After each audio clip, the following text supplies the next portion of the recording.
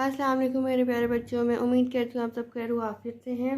आज जो हमारा उन्वान है वो है क़ुव्वत और मशीन, जिसको अंग्रेज़ी में हम कहते हैं फोर्स एंड मशीन।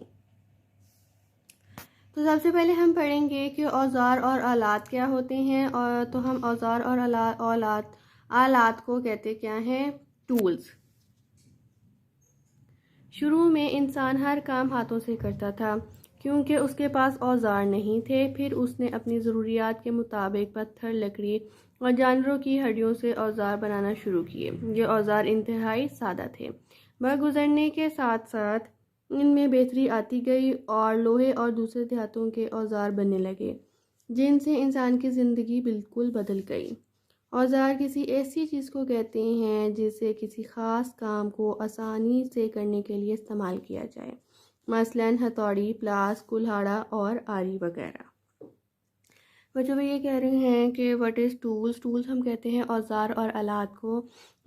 वो हमें सबसे पहले में यही कह रहे हैं कि जब बहुत पुराने कदीम ज़माने की वो बात कर रहे हैं कि इंसान जो है हर काम अपने हाथों से करता था, क्योंकि उसके पास जो है कोई भी ऐसी चीज़ नहीं होती थी, औज़ार नहीं मौजूद होता था कि वो कर सके। तो इसलिए वो पहले के दौर बहुत मेहनत वाले होते थे, जिसमें हर इंसान अपने हाथों से काम करता था। फिर उसने क्या किया, अपनी ज़रूरत के मुताबिक जो है पत्थर और लकड़ी और जानवरों की हड्डियों से जो है मुख्तलिफ औज़ार बनाना शुरू कर दिए। और ये जो औज़ार थे ये बहुत सादा थे। अभी हम नीचे तस्वीरें भी देखेंगे। फिर उन्होंने कहा जैसे जैसे वह गुजरता गया, जदीद दौर में हम आते गए तो बेहतरी भी आती गई, लोहा आ गया। और दूसरे अगर देहातों की बात करें तो औज़ार वहाँ बनने लगे, जिससे जो है इंसानी ज़िंदगी बिल्कुल बदल के रह गई। इंसानी ज़िंदगी जो है अच्छाई की तरफ आने लगी, क्योंकि जो है नई ईजाद आने लगी। पुराने ज़माने में जो मुश्किलात होती थी वो सब बहुत कम होने लगी। फिर वो कह रहे हैं कि हम औज़ार कहते किसको हैं? औज़ार हम ऐसी चीज़ को कहते हैं जो किसी ख़ास काम को आसानी से करने के लिए इस्तेमाल की जाए, जैसे हथौड़ी होगी, प्लास और कुल्हाड़ा, आरी वगैरह हो गई। नीचे बच्चों आप कुल्हाड़ा देखेंगे, आरी देखेंगे, हथौड़ी देखेंगे, प्लास देखेंगे। बच्चों आपको एक मिसाल दूँ अगर हथौड़ी की, तो हथौड़ी में क्या होता है, जब हम कोई कील ठोकते हैं दीवार के अंदर या ईंट में, तो क्या होता है कि हम हथौड़ी का इस्तेमाल करते हैं। आरी क्या करती है? आरी जो बहुत सा लकड़ी है, इस तरह की चीज़ों को जो है काटती है, वुड को। तो इस तरह के मुख्तलिफ जो हैं आजकल इसके फ़वाइद हैं। और नुकसान तो यही है कि जब भी हम इसको इस्तेमाल करें तो ध्यान से इस्तेमाल करें, हाथ पाँव या किसी और चीज़ पे लग ना जाए। आगे बच्चों हम पढ़ेंगे सादा मशीन। सादा मशीन किसको कहते हैं? सिंपल मशीन को। अब हम पढ़ेंगे कि व्हाट इज़ सिंपल मशीन। उसमें हमें वो आगे बयान कर रहे हैं, ऐसा आला या औज़ार जो लगाई जाने वाली क़ुव्वत को तब्दील करके काम को आसान बना दे, सादा मशीन कहलाता है। सरगर्मी, अपने घर में इस्तेमाल होने वाली कोई सी 4 औज़ारों के नाम लिखें।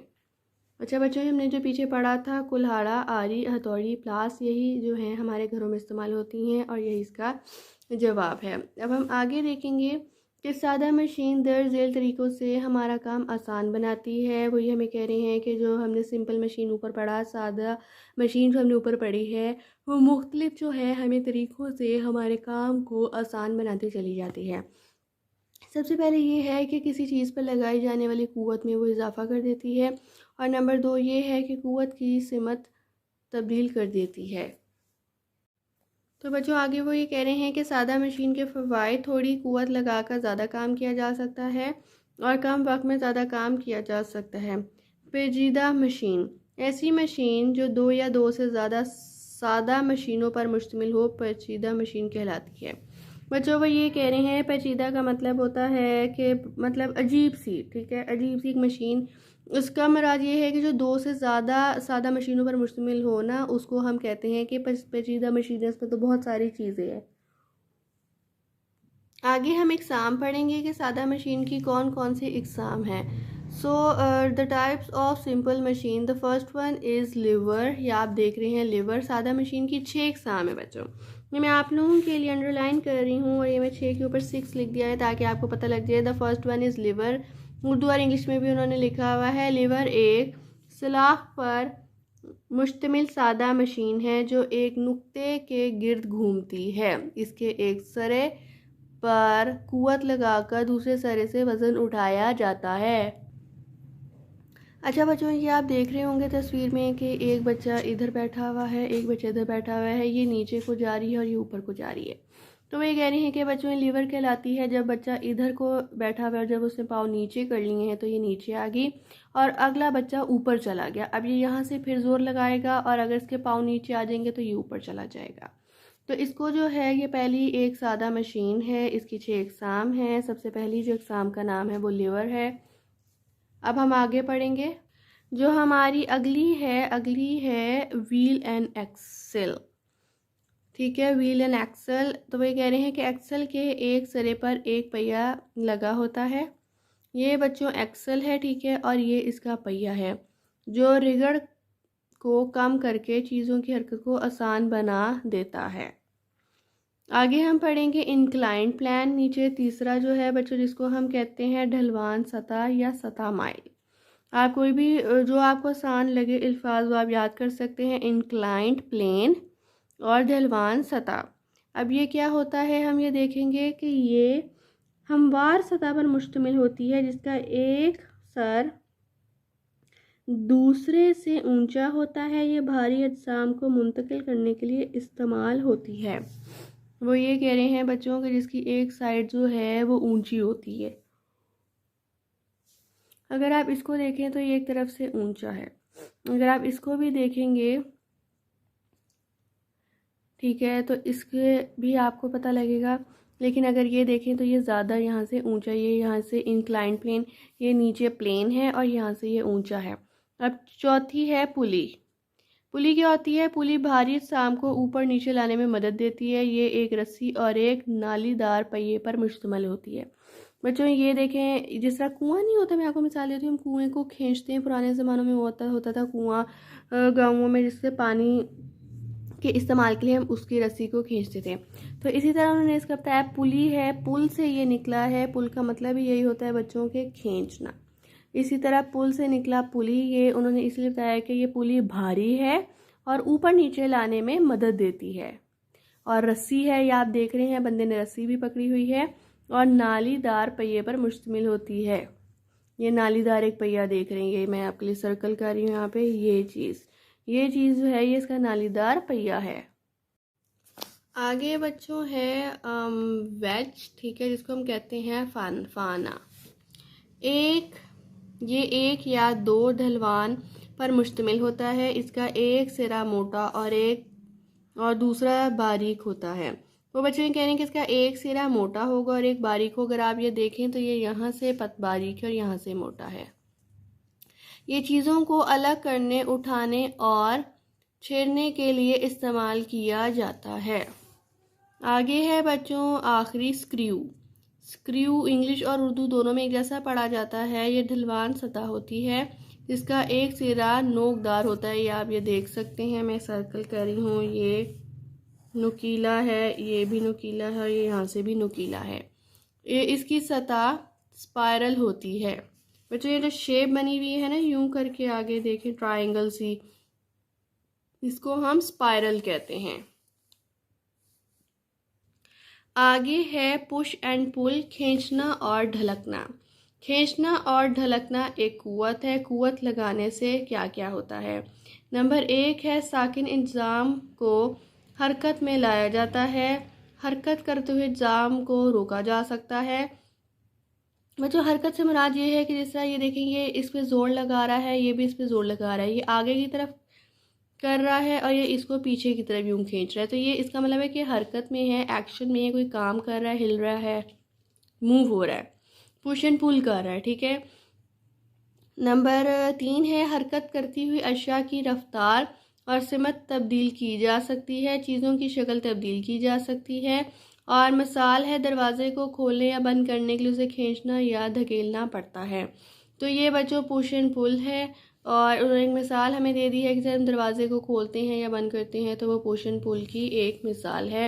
और ये तस्वीर के ज़रिए भी उन्होंने हमें एक मिसाल बताई है कि ऐसे हो सकता है। आगे बच्चों हम अपनी सरगर्मी भी पढ़ेंगे। सरगर्मी है हमारी कि बच्चों को बारी बारी दरवाज़ा खोलने और बंद करने के लिए कहें। बच्चों को मुशाहिदा करने का मौका दें कि किस तरह कुव्वत लगाकर दरवाजे को खोलते और बंद करते हैं। ज़्यादा या कम कुव्वत लगाने से दरवाजे की हरकत पर क्या असर पड़ता है। ऐसा बच्चों आपने घरों में खुद करके देखना है और फिर सोचना है इस बारे में कि ऐसा क्यों हुआ। आगे वो कह रहे हैं old and modern means of transportation, जिसका मतलब ये है कि कदीम और जदीद ज़राए आमदोरफ्त। ट्रांसपोर्टेशन को हम आमदोरफ्त कहते हैं और कदीम और जदीद ज़राए को हम कहते हैं old and modern means of. तो सबसे पहले है पुराने वक्तों में इंसान आमदोरफ्त के लिए बैलगाड़ी, टांगा और छकड़ा वगैरह इस्तेमाल करता था। उन्हें या तो जानवर खींचते थे या इंसान खुद। उनकी रफ्तार बहुत सुस्त होती थी। अच्छा बच्चों, ये आप देखें जिस तरह, तो आपको कदीम और जदीद में एक फ़र्क पता लगेगा कि जदीद दौर में देखें गाड़ी नज़र आ रही है, लेकिन अगर आप कदीम दौर में देखें तो ऐसा कुछ नहीं है। वो हमें यही बता रहे हैं कि पहले या तो बैलगाड़ी होती थी या टांगा होता था या छकड़ा होता था, या तो इंसान उसको खुद खींचता था, उसकी रफ्तार बहुत आहिस्ता होती थी, या फिर जानवर उसे खींचते थे। आगे वो कह रहे हैं कि आजकल इंसान आमतौर के लिए जहाज़, रेलगाड़ी और कार वगैरह इस्तेमाल करता है। ऐसा ही है बच्चों, बस हो गई, ट्रेन हो गई, जहाज़, हेलीकॉप्टर, गाड़ियों में भी इकसाम है, छोटी है, बड़ी, साइकिल, मोटरसाइकिल, ये सब आ जाती हैं आजकल के जदीद दौर में। लेकिन कदीम दौर में तो जिस तरह वो कह रहे हैं कि बैलगाड़ी और टांगा ये सब चीज़ें होती थी और वो बहुत सुस्त, बहुत आहिस्ता चलती थी, स्लोली चलती थी। लेकिन आजकल तो ऐसा नहीं है। तो अगर हम कदीम और जदीद ज़माने में के लिहाज से देखें तो कदीम जो ज़माना था वो हम सब के लिए बहुत मुश्किल था। जो हमारे बड़े बुज़ुर्ग हैं उनके लिए तो उससे भी ज़्यादा मुश्किल था, क्योंकि उन्होंने सबसे ज़्यादा वो वक्त गुजारा। आजकल का जो जदीद दौर है उसमें सहूलियात मौजूद हैं। आगे वो हमें ये कह रहे हैं कि रेलगाड़ी और कार वगैरह इस्तेमाल करता है, जिन्हें चलाने के लिए तख्तूर इंजन इस्तेमाल किए जाते हैं। यही वजह है कि जदीद ज़राए आमदोरफ्त बहुत तेज़ रफ्तार है, मसलन मोटर कार, रेलगाड़ी और हवाई जहाज़ वगैरह, जैसा कि मैं आपको बता चुकी हूँ। अगर बच्चों हम इसकी अब सरगर्मी को देखेंगे कि वो हमें ये कह रहे हैं कि क्लास के तलबा को 2 ग्रुपों में तकसीम करें और स्कूल के मैदान में उनके दरमियान फ़ुटबॉल का मैच कराएं। खेल शुरू होने से पहले बच्चों को कहीं के खेल के दौरान दर्ज झेल बातों का मुशाहिदा करें। बच्चों, आपने फ़ुटबॉल खेलना है और फिर उसके बाद इन सवालात का जवाब देना है। सबसे पहले सवाल ये है कि फ़ुटबॉल कब हरकत करता है। नंबर 2 सवाल है कि फ़ुटबॉल किस सिमत में हरकत करता है। नंबर 3 है कि फ़ुटबॉल की रफ्तार कब तेज़ और कब आहिस्ता होती है। नंबर 4 फ़ुटबॉल की हरकत को किस तरह रोका जा सकता है। नंबर 5 कि हरकत की सिमत कैसे तब्दील की जा सकती है। बच्चों, ये आपने खुद से करना है, अपने बहन भाइयों के साथ या अपने कज़न के साथ, किसी के साथ भी आप कर सकते हैं कि आपने 2 ग्रुपों में तकसीम होना है और उसके बाद जो है फ़ुटबॉल का मैच करना है। जिस तरह कि आप इस पिक्चर में देख रहे हैं कि 2 गर्ल्स हैं, 2 बॉयज़ हैं। उसके बाद आपने इन पांचों का जो है जवाब देना है। ज़ाहिर बात है फ़ुटबॉल कब हरकत करती है, जब हम उसको हिट करते हैं तो वो बॉल हरकत करती है। अब ज़्यादा और तेज़ कैसे करेगी, अगर हम ज़ोर से मारेंगे तो ज़ोर से हिट होगी, अगर हम आहिस्ता थोड़ा मारेंगे, उसको हिट करेंगे बॉल को, तो जो है कम हरकत करेगी। तो रोका कैसे जा सकता है, ये भी आपको पता है कैसे रोका जा सकता है कि अगर एक साइड पे एक खड़ा हुआ है, दूसरी साइड पे एक खड़ा हुआ है, तो अगर इसकी तरफ, लड़के की तरफ अगर बॉल आ रही है तो वो अपने पाँव से उसको रोक सकता है। ये सब जब आप खुद खेलेंगे तो आपको खुद भी ये सारी बातों का अंदाज़ा होगा। आगे बच्चों हम चलेंगे, इसके अहम निकात है। सबसे पहला निकात जो है वो ये कह रहे हैं कि पुराने वक्तों में इंसान पत्थर, लकड़ी और जानवरों की हड्डियों से औजार बनाता था। पुराने वक्त वही बच्चे बात हो जाती है जो कदीम वक्त था। उसमें इंसान जो थे मुख्तलिफ़ चीज़ों से, जिसमें पत्थर आ गया, लकड़ी आ गया और जो जानवरों की जो हड्डियाँ होती थी उससे जो है वो औजार बनाते थे, क्योंकि उनके पास जो है औजार नहीं होते थे, उनके पास कुछ भी नहीं होता था, तो वो इन छोटी छोटी चीज़ों से जो है अपना एक ज़रिया बना लेते थे काम करने का। इसलिए लेकिन आजकल आप देखें हमारे पास बहुत से औजार मौजूद है, जिसमें हमने प्लास पढ़ा और हमने कुल्हाड़ा पढ़ा, ठीक है, इस तरह की हमने आरी हमने पढ़ी। तो ये सब जो है आजकल की जदीद में आ जाता है कि हमें उस तरह से नहीं, अब पुराने ज़माने की तरह अब आजकल का दौर नहीं है और ये तो मैं आपको चलो छोटे लेवल पे हमने पढ़ा है, अभी हम आहिस्ता आहिस्ता और आगे बड़े लेवल की भी मशीनरी और चीज़ें पढ़ेंगे तो आपको पता लगेगा कि हमारे मुल्क ने आजकल के दौर में कितनी हमने तरक्की कर ली है।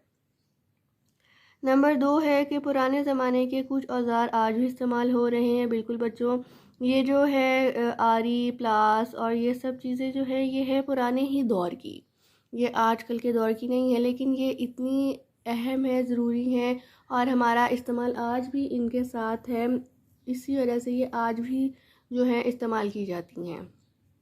नंबर 3, औज़ार और सादा मशीनें हमारे काम को आसान बनाते हैं। बिल्कुल बच्चों, जितनी भी मशीनरी होगी, इस तरह मैंने आपको बताया कि हम आगे अपनी हाई क्लासेस में और भी मशीनरी के बारे में पढ़ेंगे और औज़ार अभी हमने देखे भी हैं, तस्वीरें भी देखी हैं, पढ़ा भी है, तो वो ज़ाहिर बात हमारे काम को आसान करती हैं।